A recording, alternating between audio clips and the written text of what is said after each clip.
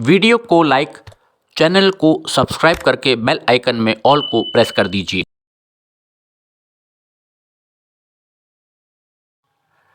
नमस्कार। सबसे पहले आप सभी को नव वर्ष की हार्दिक शुभकामनाएं। ईश्वर से प्रार्थना है कि वर्ष 2023 आप सभी के लिए मंगलमय हो।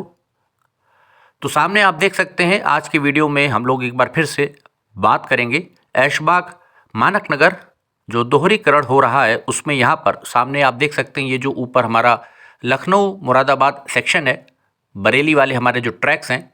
इसके ठीक नीचे से यहाँ पर डबल लाइन निकाली जानी है, जिसके लिए यहाँ पर एक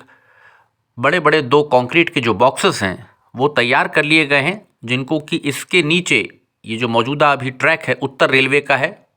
हमारे, इसके ठीक नीचे दो कंक्रीट के बड़े बड़े जो बॉक्स बनाए गए हैं उनको ड्रिल करके यहाँ पर धीरे धीरे इसके नीचे से क्रेन की सहायता से सरकाते हुए सेट करना है दो बॉक्सेस को, जिसके अंदर से फिर रेलगाड़ी गुजरेगी मानक नगर की दिशा में, या मानक नगर से जो आएंगी ट्रेन्स हमारे ऐशबाग लखनऊ जंक्शन की दिशा में जो निकलेंगी। डबल ट्रैक हो रहा है। पीछे भी देखिए दीवार बहुत तेज़ी से लगाई जा रही है, रिटेनिंग वॉल तैयार की जा रही है। और समस्या ये है कि बिना मेगा ब्लॉक लिए, बिना ट्रेन्स का आवागमन जो उत्तर रेलवे की लाइन है विशेषकर, जब तक उत्तर रेलवे की लाइंस पर ट्रेन्स का आना जाना रोका नहीं जाएगा, तब तक ये जो दो बॉक्सेस हैं इनको यहाँ पर लगाया जाना बहुत नामुमकिन सा लग रहा है। और इसी संदर्भ में अब रेल मंत्री जी से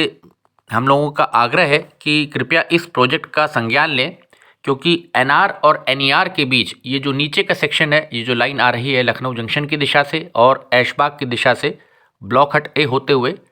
इसका ब्लॉक हट ए के पास से पीछे से ट्रैक आएगा ऐशबाग की दिशा से डबल लाइन, और ब्लॉक हट ए होते हुए आगे यहाँ पर ट्रैक नीचे से निकाला जाना है मौजूदा हमारे बरेली वाले सेक्शन के, जो कि एनआर का है। तो जब तक ऊपर ट्रैफिक चलता रहेगा ट्रेन्स का, किसी भी ठेकेदार के लिए और इंजीनियर के लिए ये बहुत मुश्किल कार्य है कि वो इतने बड़े कंक्रीट बॉक्सेस को क्रेन की सहायता से खिसकाए, क्योंकि गैप नहीं है। सबसे बड़ी बात है जो गैप है, ट्रैक की जो मिट्टी है उसके नीचे का रेल बेड, उसमें ज़्यादा गैप नहीं है। और कोई भी चीज़ जब ऊपर से निकलेगी, भारी भरकम रेलगाड़ियाँ निकलेंगी, तो मिट्टी थोड़ी बहुत कहीं ना कहीं दब सकती है, क्योंकि कुछ चीज़ें प्राकृतिक होती हैं जिसके ऊपर किसी ठेकेदार का, किसी इंजीनियर का जोर नहीं होता है। तो सुरक्षा की दृष्टि से भी ये कार्य लटका हुआ है सिर्फ इसी कारण से। जैसा मेरी बात हुई यहाँ पर लेबर से और मैंने पूछा, तो कंक्रीट के ये बॉक्स बहुत समय पहले तैयार कर लिए गए थे, लेकिन इसको लगाने के लिए कोई भी तैयार नहीं हो रहा है कि जब तक ऊपर ट्रेन्स एनआर की चलती रहेंगी, तो एनईआर को उन्होंने कह दिया कि आप अपना ये बॉक्स जो है नीचे से काम करते रहिए, हम अपनी ट्रेन्स को फ़िलहाल नहीं बंद करेंगे। तो बिना ट्रेन को बंद किए देखिए, सुरक्षा के दृष्टि से भी अगर देखा जाए तो ये चीज़ पॉसिबल नहीं है, क्योंकि अगर ऊपर ट्रेन्स निकलती रहेंगी तेज़ रफ्तार से, तो यहाँ पर नीचे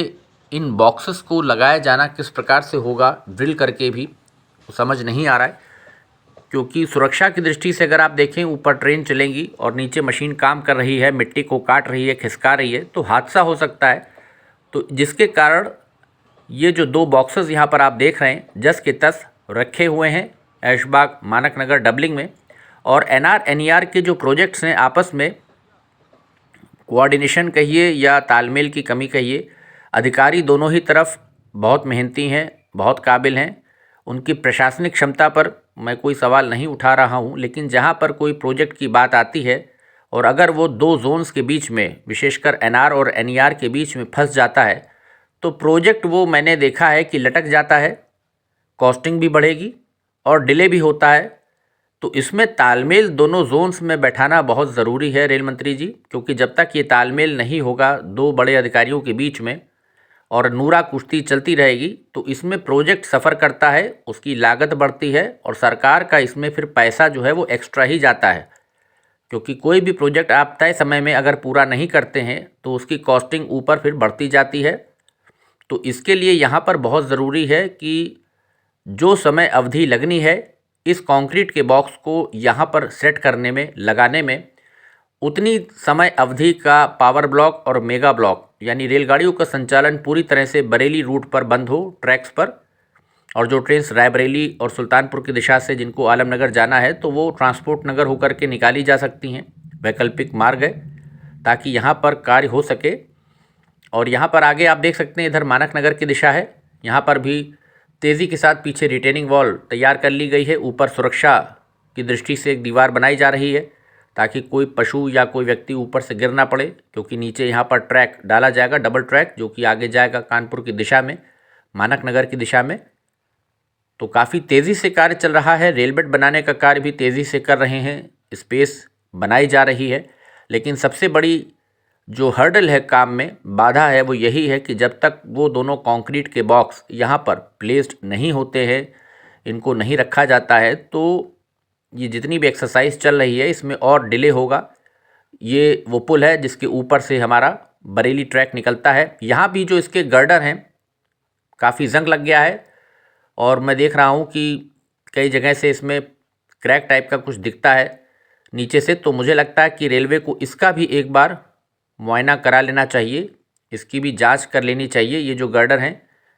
अगर हाल में बदले गए हैं तो इनकी क्या कंडीशन है देख लेना चाहिए एक बार। नहीं तो हाई स्पीड के हिसाब से अब नए गर्डर आप रख सकते हैं, तो एक साथ ही फिर दोनों काम हो जाए। इसके गर्डर भी बदल दिए जाएँ, नए गर्डर लगा दिए जाएँ पुल पर। और ये जो कंक्रीट के बॉक्स यहाँ पर तैयार हो गए हैं, देखिए, इनको लगाए जाने का जो कार्य है वो भी अब तालमेल बैठा करके दोनों जोन्स में और दोनों मंडल में, लखनऊ मंडल एनईआर का और उत्तर रेलवे का एनआर का, तो यहाँ पर इसकी समीक्षा करनी चाहिए कि इसमें और डिले ना हो और ये डबल ट्रैक हमारा जल्द से जल्द ऐशबाग से मानक नगर तक तैयार हो। उसके लिए ज़रूरी है कि पहले ये बॉक्स जो हैं जो तैयार हो गए हैं, यहाँ पर ये आप देख सकते हैं कंक्रीट स्प्रे किया गया है, पीछे इसमें मिट्टी थी सब, तो इसको ड्रिल किया जाएगा, इसकी खुदाई की जाएगी नीचे से और यहीं पर फिर ये जंक्शन बॉक्स जो इसके जो कंक्रीट बॉक्स हैं इनको लगाया जाएगा। स्पेस आप देख सकते हैं काफ़ी कम है यहाँ पर। तो इसके लिए अब कोशिश करनी चाहिए जल्द से जल्द रेलवे अधिकारियों को कि मेगा ब्लॉक लेकर के, एक ही बार की बात है,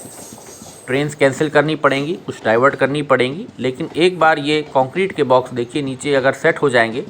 तो उसके बाद बाकी का कार्य चलता रहेगा। रेल बेड बनाने का, ट्रैक बिछाने का फिर दिक्कत नहीं आएगी, क्योंकि मुख्य बाधा सबसे बड़ी इस दोहरीकरण के प्रोजेक्ट में इन कंक्रीट बॉक्स का रखना है। और एनआर एनईआर के बीच जो पेच फंस जाता है ये हमेशा से होता आ रहा है, आज कोई नई बात नहीं है। तो इसके चलते फिर प्रोजेक्ट में विलम्ब होता है, डिले होता है। तो इस पर अब रेल मंत्री जी को भी ध्यान देना चाहिए कम से कम कि ये जो बॉक्सेस हैं इनको जल्द से जल्द लगवाने का कार्य किया जाए यहाँ पर।